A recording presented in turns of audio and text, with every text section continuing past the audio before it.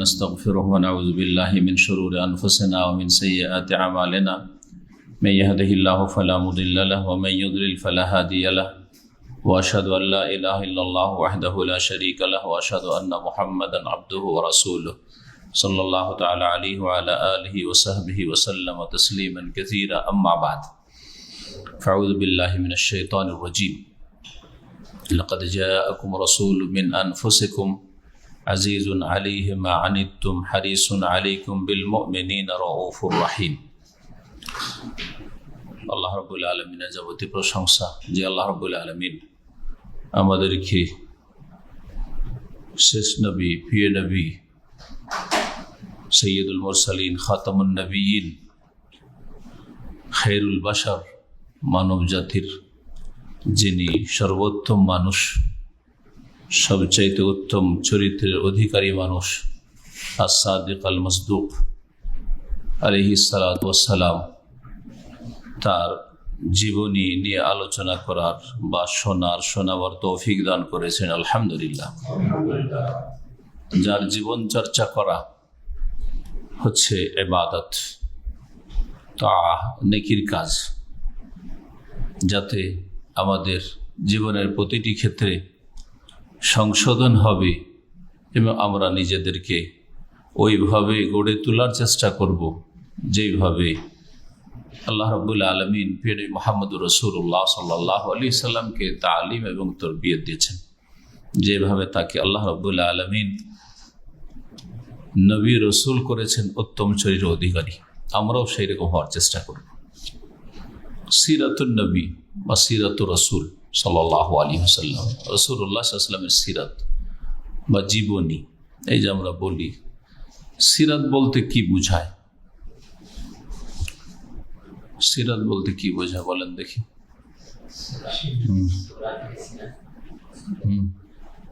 সুরাত মানে তো গঠন, রূপ, চেহারা, শারীরিক গঠনকে সুরাত বলা হয়। আর সিরাত শুধু শারীরিক গঠনকে বলা হয় না, এটা ওর চাইতে অনেক ব্যাপক। আপনারা সিরাতুন নবী অনেক শুনছেন, আর বিদাতিরা মিলাদুন নবী শুনছেন। এমনকি এক শ্রেণীর বিদাতিরাও সিরাতুন নবীর নামে বেদাত করছে, মানে সিরাতুন নবীর মাহফিল অনুষ্ঠান করবে, আবার সেটা 12 রবিউল আউয়ালে করবে বা সেই উপলক্ষে করবে।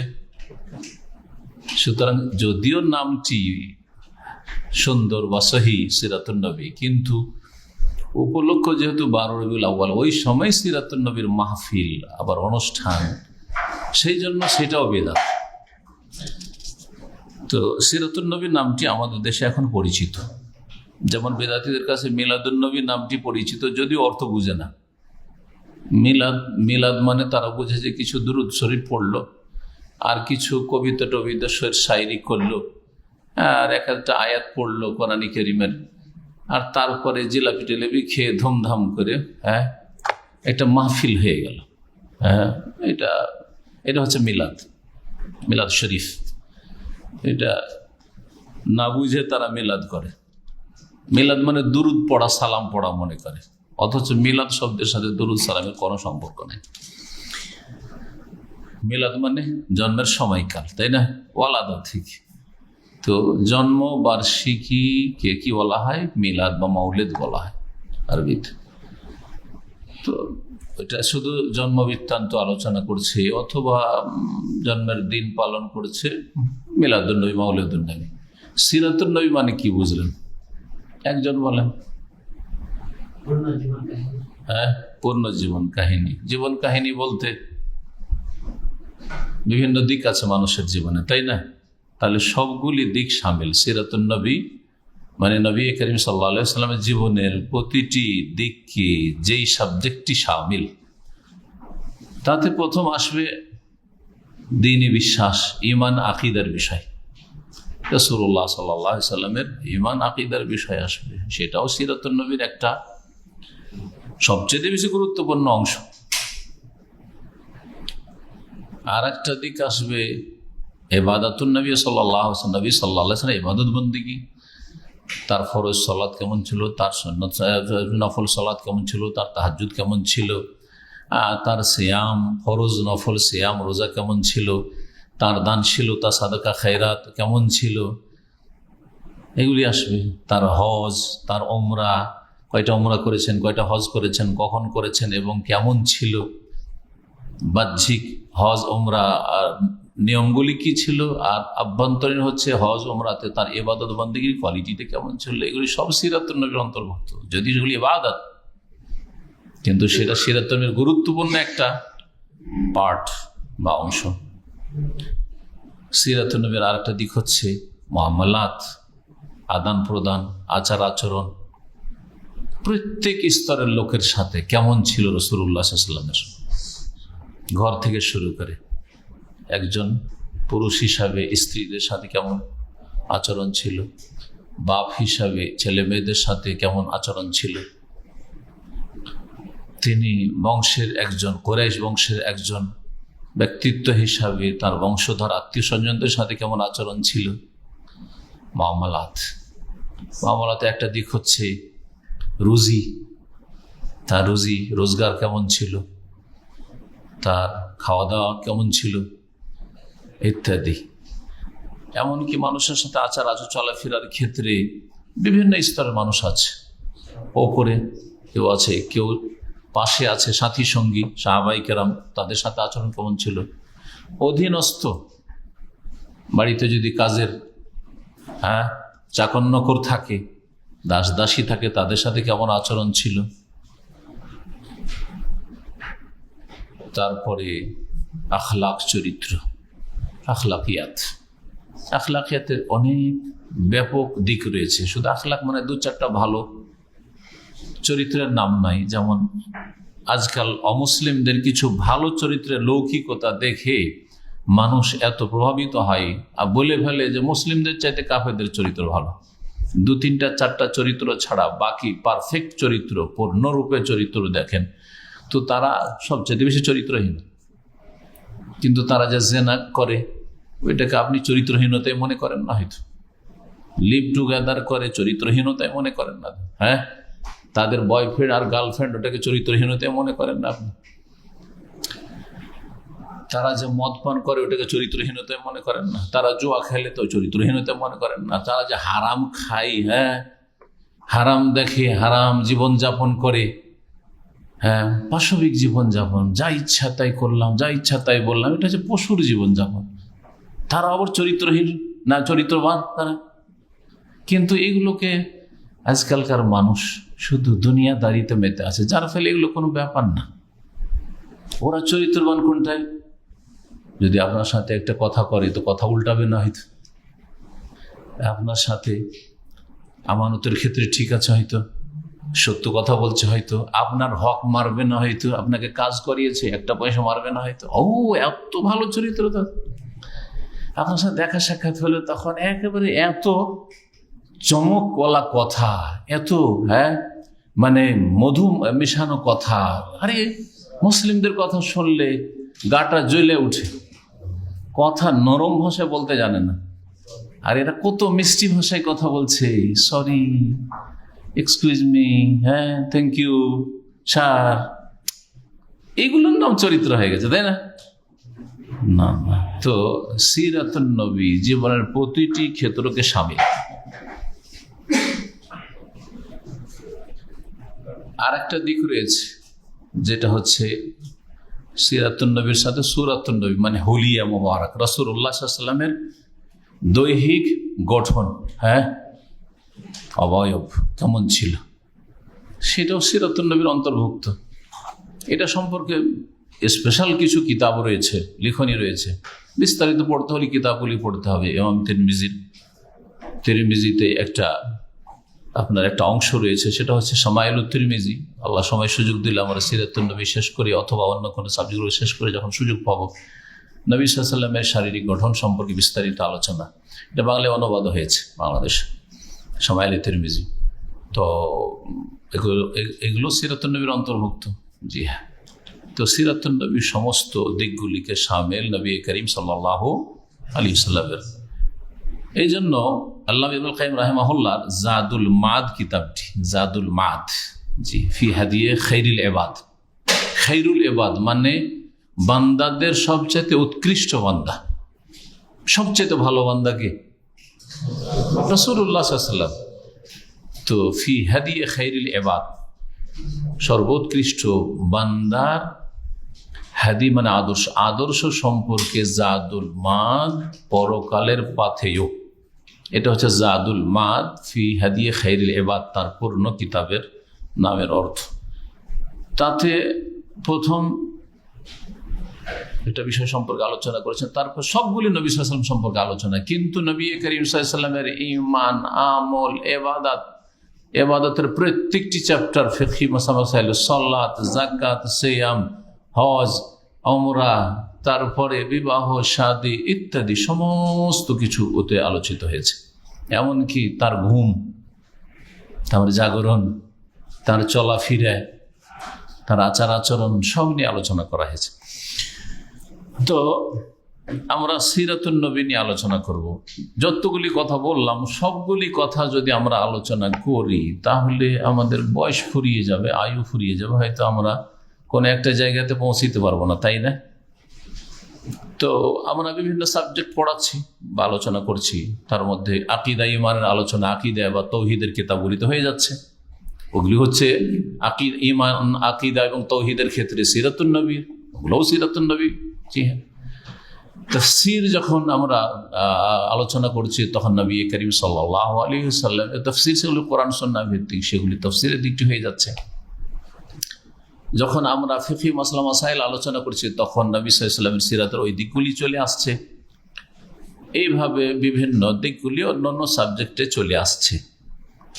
আর বিষয়ভিত্তিক আলোচনাতে কিছু ইসলামিক যে মামলাত, আচার আচরণগুলি রয়েছে, হালাল হারাম রয়েছে, সেগুলোতে সিরাতুন নবী চলে আসছে।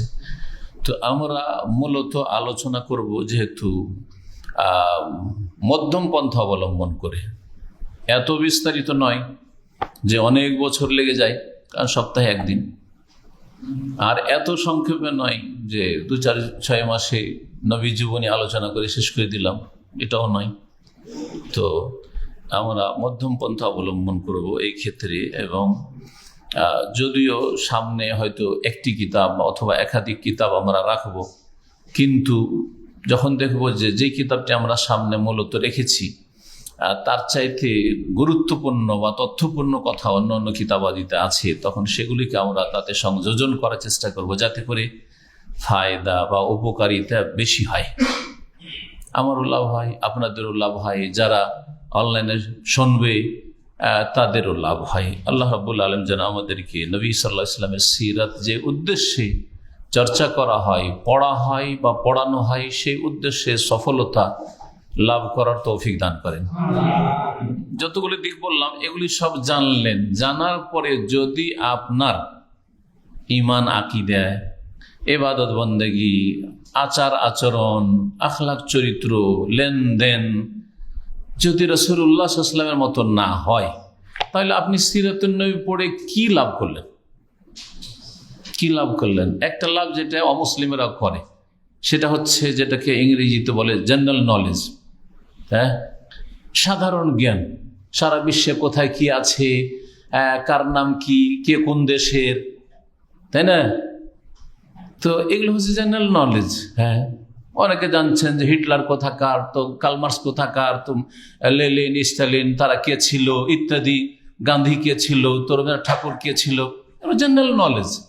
লা ইউকাদ্দিমু আলা আখির, এতে কোনো লাভ নেই, কোনো লাভ নেই। না একটা পয়সা হালাল রুজি হবে, না আল্লাহর সন্তুষ্টি হবে এদের জীবনী জেনে, না পরকালের কিছু সম্বল হবে, একটা কোনো নেকি সওয়াব হবে। পক্ষান্তরে প্রিয় নবী মুহাম্মদ রাসূলুল্লাহ সাল্লাল্লাহু আলাইহি ওয়াসাল্লামের জীবনী চর্চা করলে প্রত্যেকটি মুহূর্ত হচ্ছে আপনার নেকির মুহূর্ত, সওয়াবের মুহূর্ত, ইবাদতের মুহূর্ত, এবং আপনার উদ্দেশ্য হচ্ছে সৎ, যে লাকাদ কানা লাকুম ফি রাসূলিল্লাহি উসওয়াতুন হাসানাহ, নিশ্চয় তোমাদের জন্য রয়েছে রাসূলুল্লাহ সাল্লাল্লাহু আলাইহি ওয়াসাল্লামের ভিতরে বা মাঝে উত্তম আদর্শ, উসওয়াতুন হাসানাহ। সুতরাং এই উদ্দেশ্যে যাতে করে আমরা সিরাতুন নবী চর্চা করি, শিখি, শুনি অথবা পড়ি। যদি কিতাবে পড়েন তবু যেন উদ্দেশ্য থাকে যে আমি আমার প্রিয় নবীর মতো হব সাল্লাল্লাহু আলাইহি ওয়াসাল্লাম।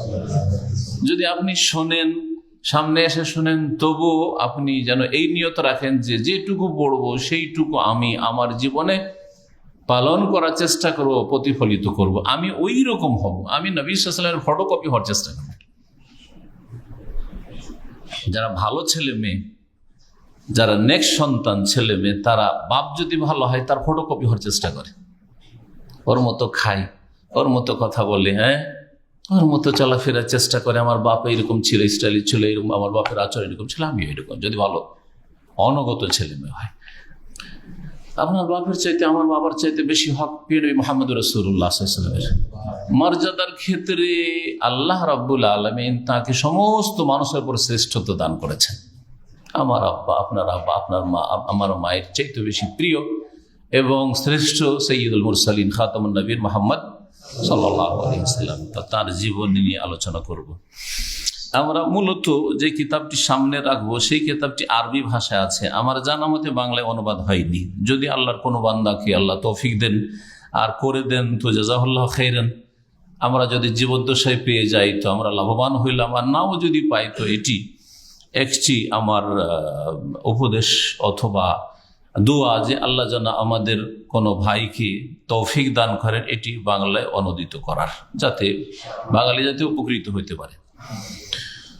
রওদাতুল আনোয়ার ফি সিরাতিন নবীল মুখতার সাল্লাল্লাহু আলাইহি ওয়াসাল্লাম। রওদাতুল আনোয়ার, আলো সমূহের বাগান।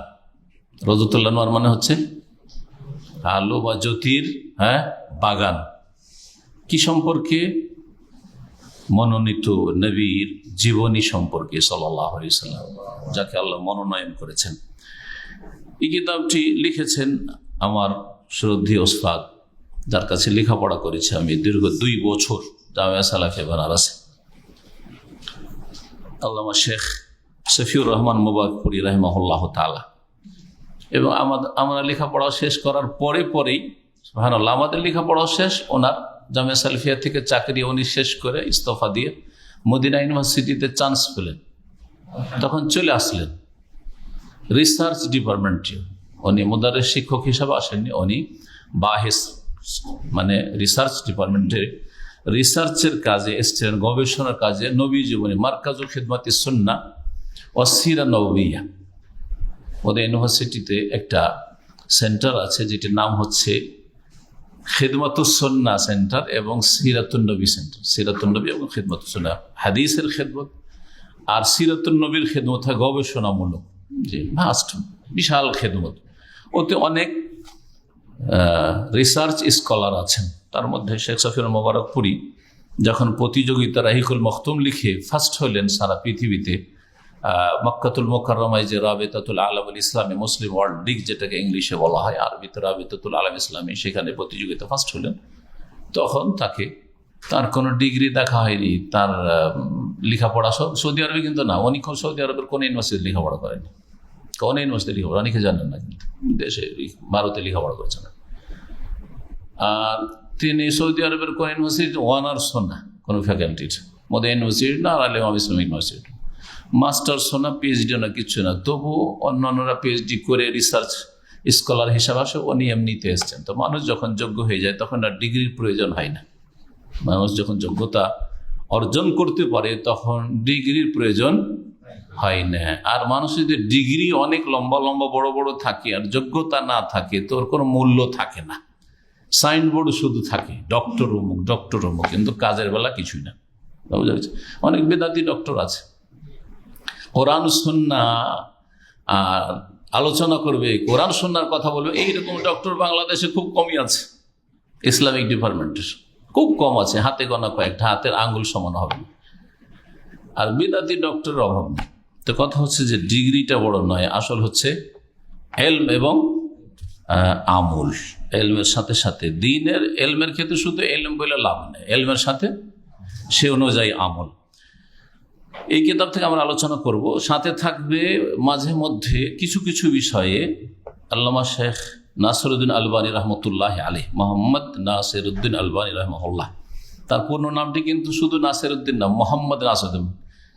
ইন্ডিয়া বাংলাদেশের মোহাম্মদটা এমনি লাগানো থাকে, আপনার নাম হচ্ছে নিজামুদ্দিন, কিন্তু নামের সামনে একটা মোহাম্মদ এমডি লাগানো আছে, তাই না? মোহাম্মদ নিজামুদ্দিন। আর ওরা তো ভাবে যে মোহাম্মদ, কারণ আপনার একামতে দেখছে মোহাম্মদ লেখা আছে, কিন্তু আপনি মোহাম্মদ নাকি, ওইটা তাবারকের জন্য মোহাম্মদটা সামনে লাগানো আছে কিসের জন্য? বরকত, যে মোহাম্মদ আইয়ুব, নাম হচ্ছে আইয়ুব, তাই না?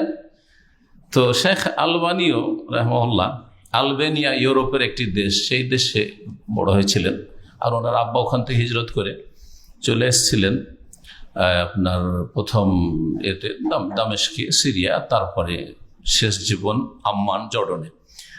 তো ওনার নাম হচ্ছে মোহাম্মদ নাসিরউদ্দিন আল আলবানি, ওই জন্য আলবেনিয়ার সাথে সম্পৃক্ত করে সহিহুস সূরাতুন নবিয়া, সহিহুস সিরাতিন নবিয়া, নবী সাল্লাল্লাহু আলাইহি ওয়াসাল্লামের সিরাত সম্পর্কে যে সহি হাদিসগুলি রয়েছে, সহি হাদিসগুলি, কারণ অনেক জাল জয়ীফ আছে নবীর জীবনী সম্পর্কে, এত জাল জয়ীফ আছে। আর বাংলা ভাষাতে যতগুলি আলোচক আছে ইল্লা মাশাআল্লাহ জাল জয়ীফে ভরা, এমন উদ্ভট কথা রয়েছে আকীদার সাথে সাংঘর্ষিক, দ্বীন ইসলামের মৌলিক বিষয় উসুলের সাথে সাংঘর্ষিক, ঈমান নষ্টকারী আকীদা আছে নবী করিম সাল্লাল্লাহু আলাইহি ওয়াসাল্লামের জীবনী সম্পর্কে। তাহলে আমাদেরকে জীবনের ক্ষেত্রে আর একটা জিনিস নিয়ে আলোচনা করা জরুরি, যেটা আমার আলোচনাতে থাকবে, কারণ আমার আলোচনা আকীদা ভিন্ন হয় না, তাই না? আকীদা ভিন্ন হয় না, আর সালাত নামাজ ভিন্ন হয় না। আমাদের অনেক ভাইরে মাঝে মধ্যে এসে বলে যে শেখ, আপনার যে কোনো বিষয়ের আলোচনা থাকে ওতে আকীদা একটু থাকবেই আর নামাজ একটু থাকবে, ইল্লা মাশাআল্লাহ কিছু থাকতে পারে, কিন্তু চেষ্টা করি যে ফাউন্ডেশনটা ঠিক থাকে। কারণ যারা আকীদা বরবাদ আর নামাজ বরবাদ করে দিয়েছে, তার আর বাকি এলেম শিখা আর আমল করে লাভ নাই। যার ফলে যে কোনো আলোচনা শেষখানে ফিরে আসতে হবে কোনখানে? আকীদাটা সহি শুদ্ধ হইতে হবে, আর নামাজি, 5 ওয়াক্ত নামাজি মুসলিম হইতে হবে। তো সহি সিরাতুন নবী, সিরাতুন নবীতে সহি কিছু যে হাদিসগুলি রয়েছে, সেগুলি বিভিন্ন বিষয়গুলি যখন এখানে আসবে তখন ওখান থেকে আমরা আলোচনা করার চেষ্টা করব। এছাড়া অনেক ভালো ভালো বই আছে, যেমন আজকে একটা বই আমার কাছে অনেকদিন থেকে রাখা আছে, কিন্তু বইটা পুরো পড়ার সময় হয়নি। কত পড়বো, পড়তে পড়তে জীবন চলে যাচ্ছে, কিন্তু পড়া মনে হচ্ছে, যত পড়ছি মনে হচ্ছে অল্পই পড়ছি, আর যত কম পড়বেন মনে হচ্ছে যে আমার মতো কেউ নেই। পরীক্ষিত জিনিস এটা। কিতাবটি খুবই সুন্দর, সৌদি আরবে খুব নতুন লেখা হয়েছে, নতুন রাইটার মোহাম্মদ সাল্লাল্লাহু আলাইহি ওয়াসাল্লাম, নবিউল বাশারিয়া, মোহাম্মদ সাল্লাল্লাহু আলাইহি ওয়াসাল্লাম মানবতার নবী, মোহাম্মদ সাল্লাল্লাহু আলাইহি ওয়াসাল্লাম মানবতার নবী। এই বইটিও দেখলাম খুব সুন্দর, যদিও জীবনের প্রত্যেকটি দিক নাই, সামান্য কিছু দিক আছে, কিন্তু অনেক গুরুত্বপূর্ণ দিক আছে। তো আমরা এতে অনেক ভূমিকার কথা আছে সিরাতুন নবী সম্পর্কে, কিন্তু আমি ওই ভূমিকার কথাগুলি না হয় পরে আলোচনা করব। প্রথম পর্বে মানুষ শুনতে চায় নবী সাল্লাল্লাহু আলাইহি ওয়াসাল্লামের যেটা শুরু, সেটা হচ্ছে যে নবী সাল্লাল্লাহু আলাইহি ওয়াসাল্লামের বংশ পরিচয়, নাম। জি, তো এই জন্য প্রথম পর্ব আজকে আমি এই বিষয় নিয়ে আলোচনা করব। জি, আমরা আজকে শুরু করছি আমাদের এই বিষয় 19শে শাওয়াল 1440 হিজরি মোতাবেক 22শে জুন 2019। সিরাতুন নবী সম্পর্কে আল্লামা শেখ শাফিউর রহমান মুবারকপুরী রাহিমাহুল্লাহ বলছেন যে ফাইন্না সিরাতুন নবী মিন আশরাফিল উলুম, সিরাতুন নবী হচ্ছে সবচাইতে উত্তম বা উৎকৃষ্ট বিদ্যা, ওয়া আযুহা সবচাইতে মর্যাদার বিদ্যা, ওয়া আসনা হাদাফান ওয়া মাতলাবান তার উদ্দেশ্য হচ্ছে খুব মহৎ। এর মাধ্যমে মানুষ একজন মুসলিম হিসাবে জানতে পারে বেহা ইয়ারিফুর রাজুলুল মুসলিম আহওয়ালা দীনিহি ওয়া নবিয়িহি, তার দিন ইসলামটা কেমন হবে তার এটা জানতে পারবে। যখন সিরাতুন নবী পড়বেন মানে আপনি জানেন ইসলাম সম্পর্কে আপনি পড়াশোনা করছেন, কারণ নবী সাল্লাল্লাহু আলাইহি ওয়াসাল্লাম পড়া মানে ইসলাম সম্পর্কে পড়া, নবী সাল্লাল্লাহু আলাইহি ওয়াসাল্লাম সম্পর্কে শোনা মানে ইসলাম সম্পর্কে কোনো কথা শোনা, এবং তার নবী সাল্লাল্লাহু আলাইহি ওয়াসাল্লাম সম্পর্কে জানতে পারবে। এবং আল্লাহ রাব্বুল আলামিন যে নবী সাল্লাল্লাহু আলাইহি ওয়াসাল্লামকে সম্মানিত করেছেন বিভিন্ন দিক থেকে, যেমন আল্লাহ সম্মানিত করেছেন তাকে ওহী দিয়ে, ওহী তার উপর নাজিল হচ্ছে, আর কোন মানুষের উপর তার যুগে বা তারপরে নাজিল হয়নি। ওহীর দরজা তখন থেকে বন্ধ হয়ে গেছে শেষ নবীর মাধ্যমে। রেসালাত, শেষ রেসালাত তার কাছে এসেছে, পেগাম, এবং তিনি এই দাওয়াতের যে গুরুত্বপূর্ণ বোঝা বহন করেছেন আল্লাহর দ্বীনের দাওয়াতের, এবং সেই ক্ষেত্রে যে তিনি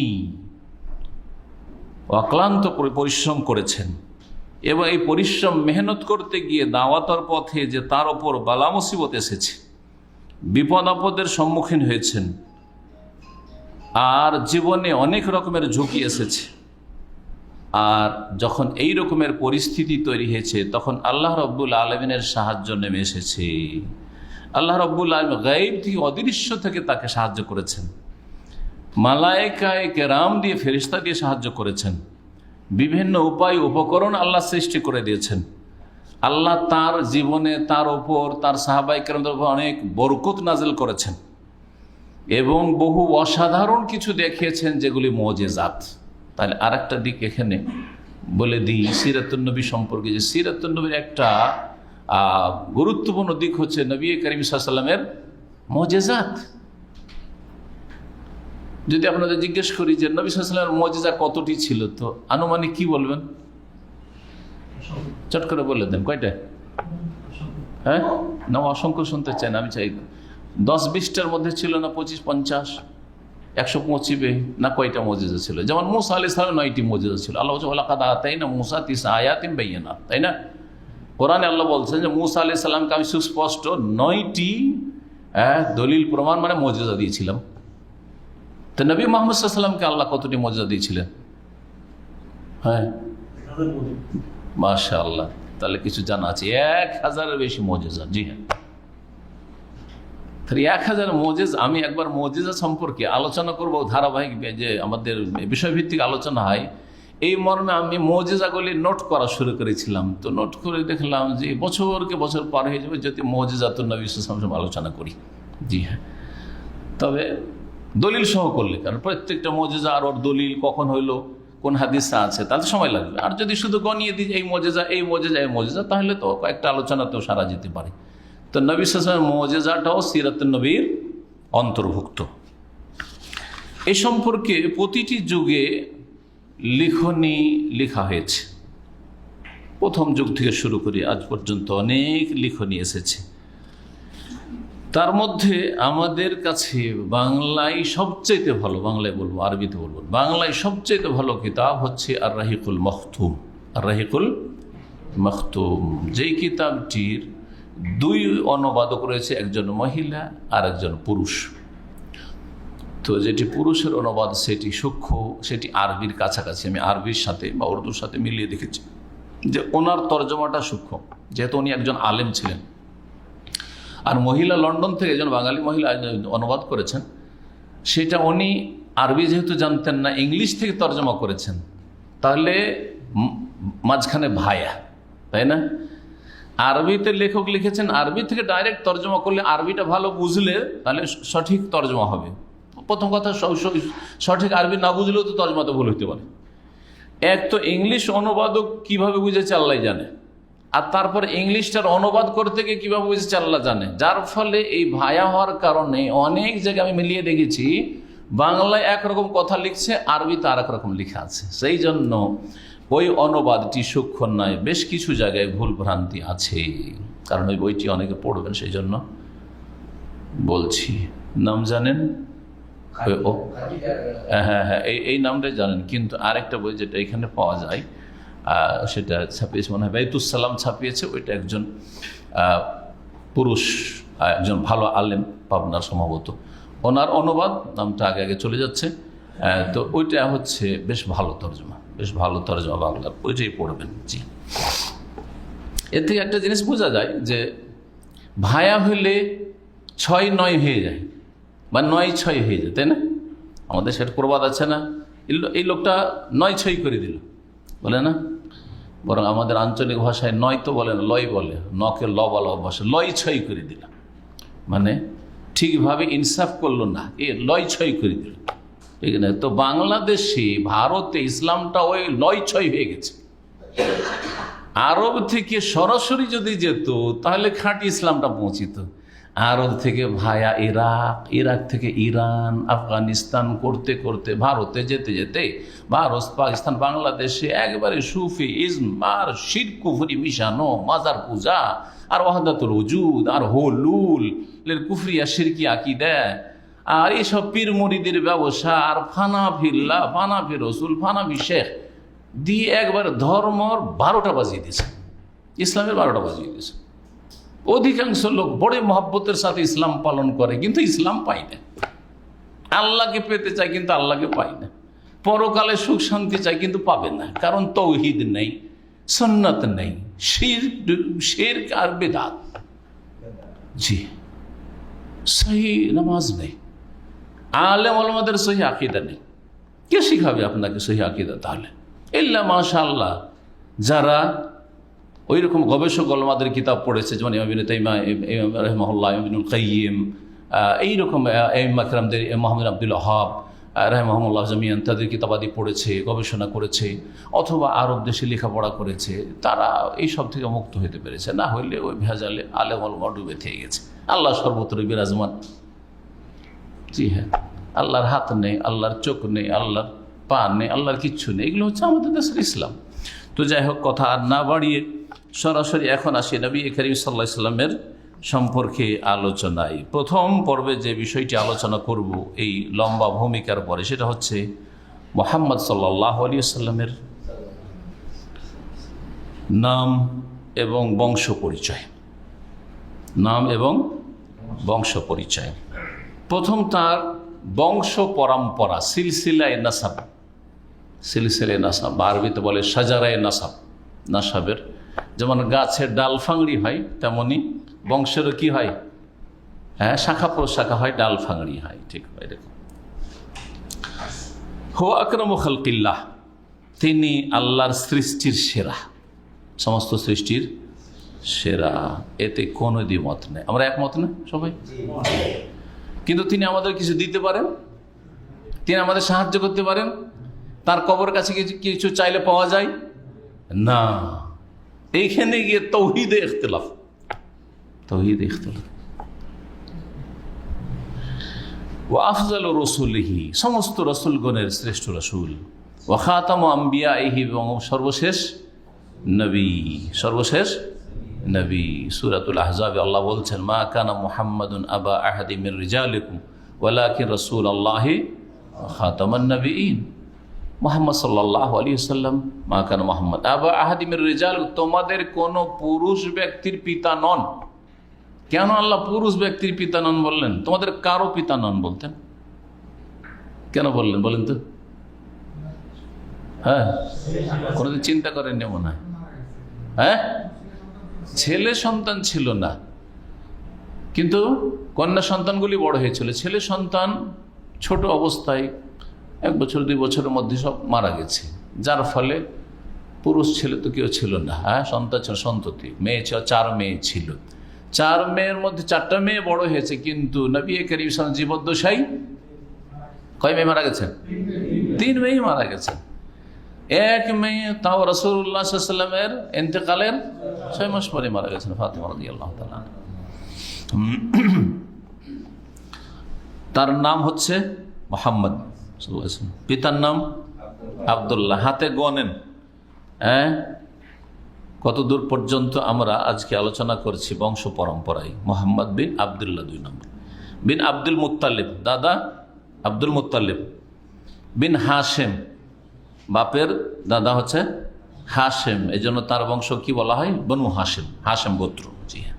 বিন আব্দে মনাফ, কি আব্দে মনাফ, বিন কোসাই, বিন কেলাব, বিন মুর্রা, বিন কাব, বিন লুয়াই, বিন গালেব, বিন ফেহের, বিন মালিক, বিন নদর, বিন কেনানা, বিন খুজাইমা, বিন মুদরেকা, বিন ইলিয়াস, বিন মুদার, বিন নাজার, বিন মাদ, বিন আদনান।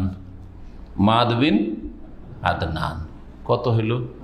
16 4 20 22। নবী সাল্লাল্লাহু আলাইহি ওয়াসাল্লাম থেকে শুরু করলে হ্যাঁ 22 পুরুষ বা 22 পিঢ়ি। পিঢ়িটা আপনারা ব্যবহার করেন কি শব্দটি? 22 পিঢ়ি, 22 পিঢ়ি। এত দূর পর্যন্ত যে বংশ পরম্পরা রয়েছে, এতে কোনো রকমের দ্বিমত নেই এবং গ্যাপ, বিচ্ছিন্নতাও নেই, আর সন্দেহ নেই। জি হ্যাঁ, এটি ঠিক আছে 22 পর্যন্ত। তারপরে আদনান যে হ্যাঁ 22 নম্বর পুরুষ নবী সাল্লাল্লাহু আলাইহি ওয়াসাল্লামের বংশের, তিনি হচ্ছেন ইসমাইল বিন ইব্রাহিম আলাইহিসসালামের বংশোদ্ভূত, সেই বংশের। যখন এটাই হলো, তাহলে নবী সাল্লাল্লাহু আলাইহি ওয়াসাল্লাম কোন বংশের? ইসমাইল বিন ইব্রাহিম, ইব্রাহিম আলাইহিস সালামের বংশের। কিন্তু শুধু ইব্রাহিম আলাইহিস সালামের বংশের বললে হবে না, কারণ ইব্রাহিম আলাইহিস সালামের বংশ দুই দিকে দুটো শাখা চলে গেছে। একটা হচ্ছে বনু ইসমাইল, ইসমাইল বংশ, আর একটা হচ্ছে বনু ইসহাক, ইসহাক বংশ। ইব্রাহিম আলাইহিস সালামের কয় ছেলে? দুই ছেলে। ইসমাইল আলাইহিস সালামকে নিয়ে এসে বসিয়ে দিলেন তার আম্মার সাথে, হাজারের সাথে। কোথায়? মক্কায়। তো ইসমাইল ইসলামের বংশধর ছড়াইল মক্কা এবং তার চারিদিকে আরব দেশে। আর ইসহাক আলাইহিস সালাম তার আম্মা সারার সাথে কোথায় থেকে গেলেন? ফিলিস্তিনে থেকে গেলেন, না ফিলিস্তিনে থেকে গেলেন, প্যালেস্টাইনে। যখন সেখানে থেকে গেলেন তখন বংশধর তার ছড়াইল কোথায়? শাম দেশে, বৃহৎ শাম দেশের মধ্যে প্যালেস্টাইনও, যেটা বর্তমান আপনার তার অধিকাংশ দখল করে আছে ইসরায়েল, লানাহুমুল্লাহ, এবং আল্লাহ তাদেরকে যেন নিশ্চিহ্ন করুন, আর মুসলিমদেরকে আল্লাহ যেন তাদের ফিলিস্তিন এবং মুসলিম দেশগুলি ফিরিয়ে দেন। তার আগে আল্লাহ মুসলিমদেরকে তাদের সহি ইসলামের দিকে, তৌহিদ সুন্নাতের দিকে, মসজিদের দিকে ফেরার তৌফিক দান করেন।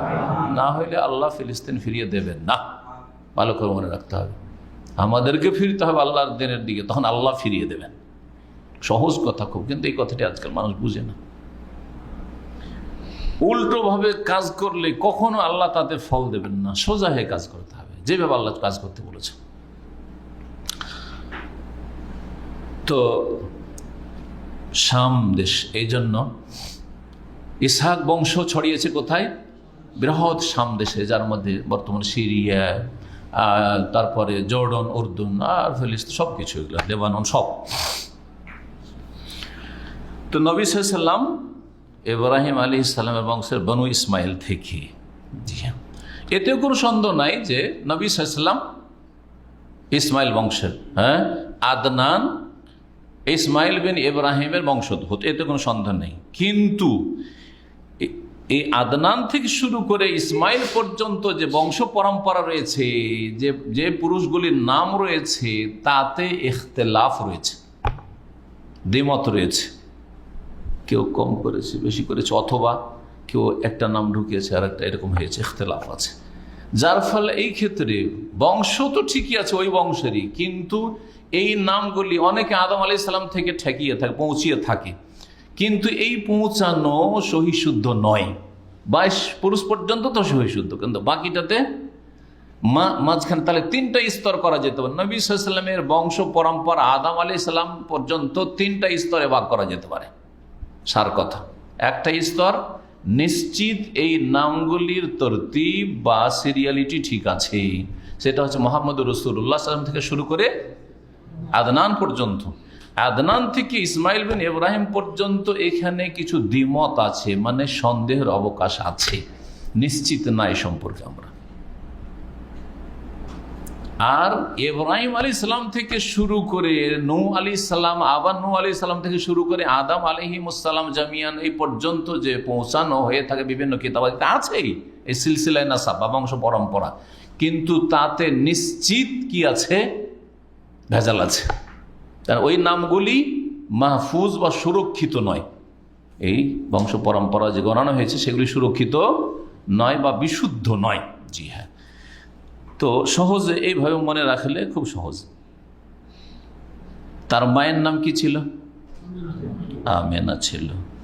আমেনার বাপের নাম কি? হ্যাঁ, আমেনা বিনতে ওয়াহাব বিন আব্দে মানাফ বিন জোহরা বিন কিলাব। দেখেন কোনখানে এসে মিলে গেল? আমেনা বিনতে ওয়াহাব বিন আব্দে মানাফ, আব্দে মানাফ এসে মিলে গেল এখানে। তাহলে 3 নম্বর আমেনা থেকে। আর আমেনা হচ্ছেন নবী সাল্লাল্লাহু আলাইহি ওয়াসাল্লামের মা। আব্দুল্লাহ থেকে গণেন তাহলে, কেন আব্দুল্লাহ স্বামী স্ত্রী, তাই না? বাপ মা নবী সাল্লাল্লাহু আলাইহি ওয়াসাল্লামের। আব্দুল্লাহ বিন আব্দুল মুত্তালিব বিন হাশেম বিন আব্দে মানাফ। তাহলে বংশ পরম্পরার দিক থেকে নবী সাল্লাল্লাহু আলাইহি ওয়াসাল্লাম মেয়ের বংশ, আমেনা বংশ চাইতে হ্যাঁ এক পিঁড়ি বা এক পুরুষ কি নিচে। আমাদের দেশে তো গোটা বংশের এটা আমার ফুফু, এটা আমার খালা, বলছে না। তো ওই হিসাবে ধরলে আর এটা হচ্ছে আমার চাচাতো বোন বা চাচতো বোন, বলছে না, অনেক দূরের 7 পিঁড়িতে 7 পুরুষে মিলবে হয়তো, কিন্তু আমরা জানি যে এটা আমাদের বংশ গোত্র, সুতরাং ওইটা আমার চাচাতো বোন লাগে আর ওইটা আমার চাচাতো ফুফু লাগে, বলি না। তো এইভাবে যদি আমরা ধরি তো নবী করিম সাল্লাল্লাহু আলাইহি সাল্লামের বাবা আব্দুল্লাহ বিন আব্দুল মুত্তালিব বিন হাশেম বিন আব্দে মানাফ, 4 নম্বরে কি আব্দুল মানাফ আসলে। আর আমেনার ক্ষেত্রে আমেনা বিনতে ওয়াহাব হ্যাঁ বিন আব্দে মানাফ, একটু ওপরে, তাই না? আমাদের দেশের লোক বলে এই ফুফুবাদি দিতে বিয়ে হয়ে গেল, ফুফুবাদি দিতে বিয়ে হয়ে গেল, তাই না? এই নিয়ে কত হইচই হয়।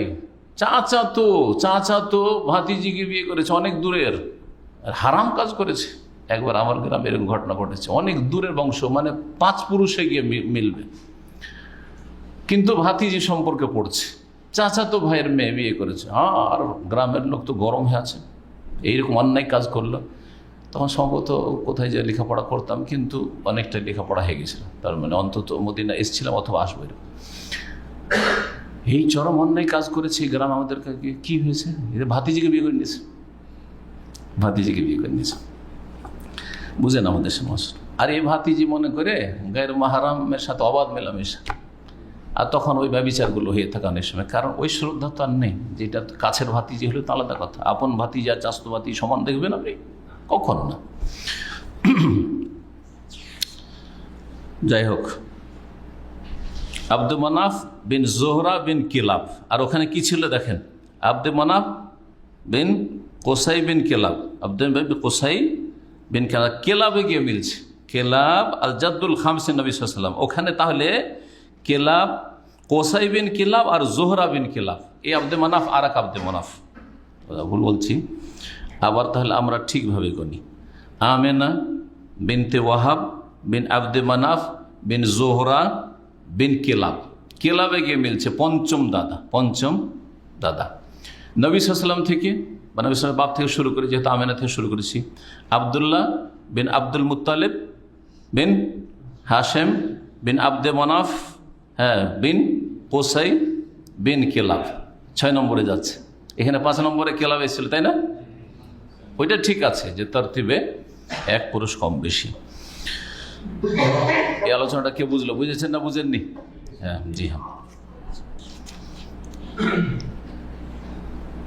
তার পিতা এবং তার মাতার বংশ তাহলে একই বংশ, পঞ্চম দাদায় গিয়ে মিলিত হচ্ছে।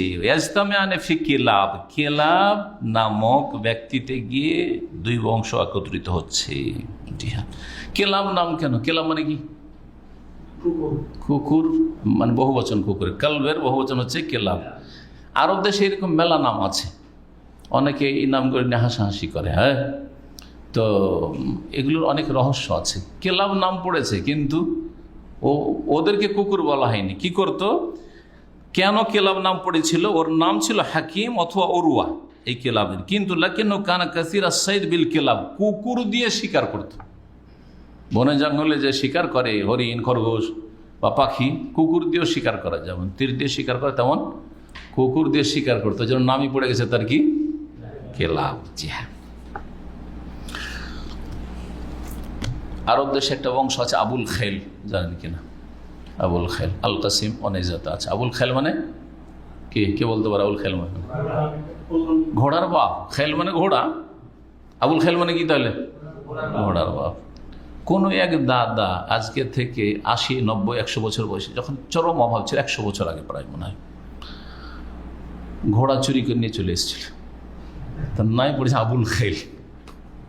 জি হ্যাঁ, এইভাবে নামগুলি পড়ে থাকে। আগের যুগে এরকম আমাদের দেশেও বিভিন্ন বংশের নাম কিন্তু আছে, অনেক বংশের নাম এইভাবে পড়েছে। নবী করিম সাল্লাল্লাহু আলাইহি ওয়াসাল্লাম বংশ সম্পর্কে আল্লামা আলবানী সিরাতুন নবীতে যে হাদিসগুলো নিয়েছেন, 2-1টা আলোচনা করি। এইটুকু আলোচনাতেই আমাদের গুরুত্বপূর্ণ কিছু কথা চলে আসুক। তাহলে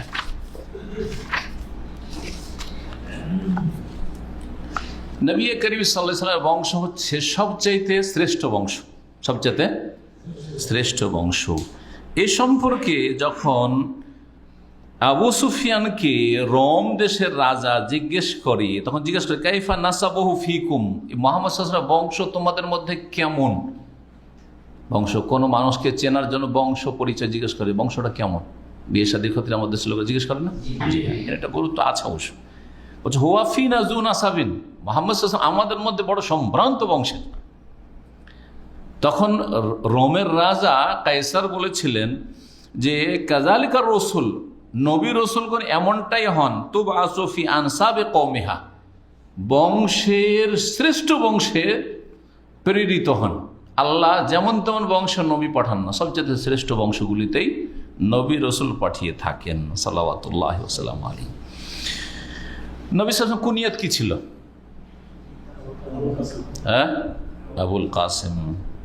যে হাদিসটি উল্লেখ করলাম হেরাকেল কাইসারের, সেটা সহিহ বুখারীর হাদিসের অংশ। কিন্তু আবুল কাসেম নাম কি ছিল? মোহাম্মদ। একটি নাম জানলেন, কোরআনে কারীমে মোহাম্মদ নামটি এসছে না আসেনি? এসছে, মুহাম্মাদুর রাসূলুল্লাহ, তাই না? ওয়াল্লাযীনা মাআহু, আর এসছে বিমা নুযিলা আলা মুহাম্মদ। সূরাতে মুহাম্মদ, একটি সূরার নাম কি? সূরা মুহাম্মদ। ওতেও সূরা মুহাম্মদ কথাটি রয়েছে, আর সূরাতুল ফাতিহা তো রয়েছে। নবী সাল্লাল্লাহু আলাইহি ওয়াসাল্লামের নাম কোরআনে কারীমে আহমদও এসেছে। ঈসা আলাইহিস সালাম যখন সুসংবাদ দিয়েছেন আমার পর একজন নবী আসবে, তোমরা মানবে হে খ্রিস্টানরা, তখন কি বলি? অমুবাশশিরাম বিরাসূলিন ইয়াতি মিন বাদি ইসমুহু আহমদ, আমি সুসংবাদ দিচ্ছি এমন এক রাসূলের যিনি আমার পরে আসবেন, তার নাম হবে আহমদ। মুহাম্মদ মানে যিনি অতি প্রশংসিত, অতি প্রশংসিত। মাহমুদ মানে প্রশংসিত, শুধু প্রশংসিত বলবেন না, মাহমুদ মানে প্রশংসিত। আর মুহাম্মদ মানে বেশি প্রশংসিত, অনেক যার প্রশংসা করা হয়েছে, তার প্রশংসা করা হয়েছে। আহমদ মানে অধিক প্রশংসাকারী। তো নবী সাল্লাল্লাহু আলাইহি ওয়াসাল্লামের মধ্যে দুটোই বৈশিষ্ট্য ছিল, তিনি সবচেয়ে বেশি প্রশংসিত মানুষের মধ্যে। তার যত আলোচনা হয়, সুআলোচনা, কোনো মানুষের এত ভালো আলোচনা হয় না পৃথিবীতে, তাই না? কতবার দিনে নবীর নাম আসছে, ফরজ করা হয়েছে আপনাকে নাম নিতেই হবে। শখ করে নাম নেওয়া নয়, নফল হিসাবে নাম নেওয়া নয়, ফরজ। আশহাদু আন্না মুহাম্মাদুর রাসূলুল্লাহ, আযান ইকামত। হ্যাঁ, তারপরে আত্মায়াত, আশহাদু আল্লা ইলাহা ইল্লাল্লাহ ওয়া আশহাদু আন্না মুহাম্মাদান আবদুহু ওয়া রাসূলুহু, ঠিক না? জি হ্যাঁ। আর তার তরিকে দিয়েই ইবাদত করতে হয়, নামাজ পড়তে হয়। সবসময় মনে রাখতে হয় আমার নামাজ নবীর তরিকা হয়। সবসময় মনে আছে নবী কি? সবসময় মনে আছে। আল্লাহুম্মা সাল্লি আলা মুহাম্মদ, আল্লাহ বারিক আলা মুহাম্মদ। দেখছেন কতবার নাম আসছে, আমরা কিন্তু কল্পনা করি না। ফরজ, এগুলো রুকুন, না নামাজ হবে না আপনার। তো নবী সাল্লাল্লাহু আলাইহি ওয়াসাল্লামের দ্বিতীয় নাম ছিল আহমদ। তিনি অধিক প্রশংসিত আর অধিক প্রশংসাকারী। কার প্রশংসাকারী? আল্লাহ সবচেয়ে বেশি প্রশংসাকারী, ইসিম তাফজিল আহমদ। জি। তার তৃতীয় নাম ছিল আল মাহি, সহিহ হাদিসে রয়েছে। আল মাহি মানে মাহা ইয়ামহু মানে মিটিয়ে দেওয়া, মুছে দেওয়া। নবী সাল্লাল্লাহু আলাইহি ওয়াসাল্লাম নিজে বলছেন আল্লাযী ইয়ামহু বিল কুফরা, আমার দ্বারা কুফরিকে আল্লাহর জমিন থেকে আল্লাহ মিটিয়ে দিবেন, মুছে দেবেন। আরব দেশ থেকে, মক্কা থেকে শিরক কুফরিকে আল্লাহ মিটিয়ে দিয়েছেন, মুছে দিয়েছেন, নিশ্চিহ্ন করে দিয়েছেন। ওয়াল আকিব, নবীর চতুর্থ নাম হচ্ছে আকিব। আকিব কেন বলা হয়? আকিব যিনি সর্বশেষ আসেন। বলছেন আল্লাযী মা বাদাহু নবী, নবীর পরে কোনো আর নবী আসবে না, সেই জন্য তার নাম আকিব। তার পঞ্চম নাম হচ্ছে আল হাসির। আল হাসির, হাসির কেন বলা হয় নবী সাল্লাল্লাহু আলাইহি ওয়াসাল্লামকে? ইউহশারুন নাসু আলা কাদামাইহি, নবী সাল্লাল্লাহু আলাইহি সাল্লামের হাসর মানে বিচার দিবসে হাসর মাঠে প্রথম আগমন হবে, আর তারপরে অন্যরা। আনা আউয়ালু মান তানশাক্কু আনহুল আরদু, আমার কবরের জমিন প্রথম ফেটে উঠবে। সুবহানাল্লাহ, প্রথম যার কবর আগে ফাটবে তিনি তো হাসর মাঠে প্রথম হাজির হবে। তিনি প্রথম জান্নাতের দরজা নক করবেন গিয়ে, তার জন্য প্রথম জান্নাতের দরজা খোলা হবে। তিনি আল হাসির, এই জন্য তার নাম হচ্ছে হাসির। জি, কয়টি নাম হইল? জি, একটি হাদিসে এই 5টি নাম আছে। আর আরো কিছু নাম আছে। তার নাম ছিল মুকাফফা। জি, তার নাম ছিল অনুসৃত, মকাফা মানে যার অনুসরণ করা হয়। নবী উর রহমা, রহমতের নবী, রাহমাতাল্লিল আলামিন। জি, বিশ্বজাহানের জন্য করুণা তিনি। নবী ও তওবা, তওবার নবী, তওবার নবী। জি হ্যাঁ, তওবার দরজা খুলে গেছেন কত প্রশস্ত করে সমস্ত জাতির জন্য।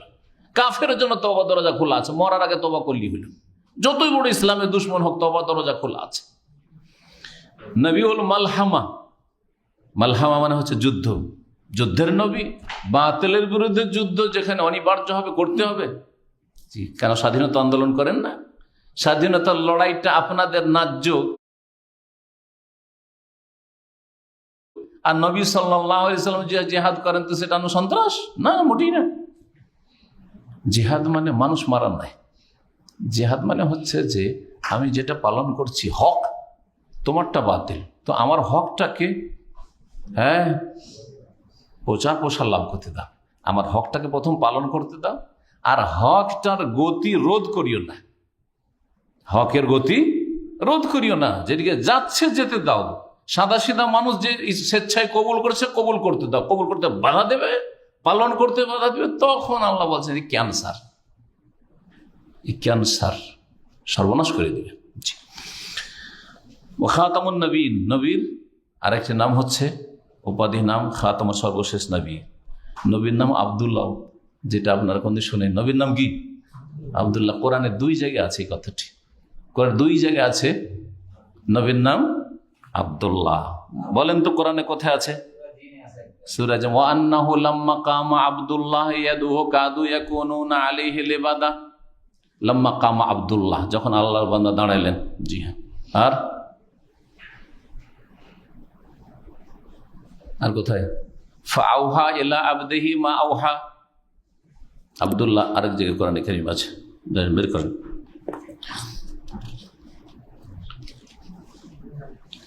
ইমাম বাইহাকি রাহিমাহুল্লাহ বলছেন ওয়াজাদ বাযুল উলামা, কিছু কিছু উলামারা নবী সাল্লাল্লাহু আলাইহি ওয়াসাল্লামের নাম কোরআনে কারীমে রাসূলান, নবিয়ান, উম্মিয়ান, শাহিদান, মুবাশশিরান, নাযীরান, দাইয়ান ইলাল্লাহ, নবীর নাম দায়ী ছিল, দায়ী।